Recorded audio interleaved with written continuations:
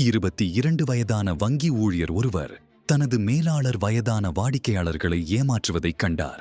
அவர்கள் புரியாத கடன்களில் கையெழுத்து வைப்பதையும் தேவையில்லாத கட்டணங்களை வசூலிப்பதையும் பார்த்தார். புகார் செய்தால் தனது வேலை போய்விடும் என்று எச்சரிக்கப்பட்டார். ஆனால் அவர் சரியானதை செய்ய முடிவு செய்தார். இரவு முழுவதும் விழித்திருந்து ஆதாரங்களை சேகரித்தார். உரையாடல்களை பதிவு செய்தார். நிர்வாகம் அவரை பயமுறுத்த முயன்றது. ஆனால் அவர் தொடர்ந்தார். அவரது ஆதாரங்கள் மத்திய அரசு விசாரணைக்கு வழிவகுத்தது.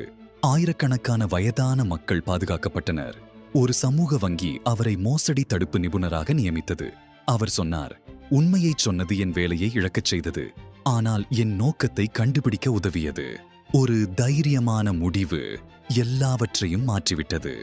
ஏனென்றால் நேர்மை எப்போதும் வெற்றி பெறும்.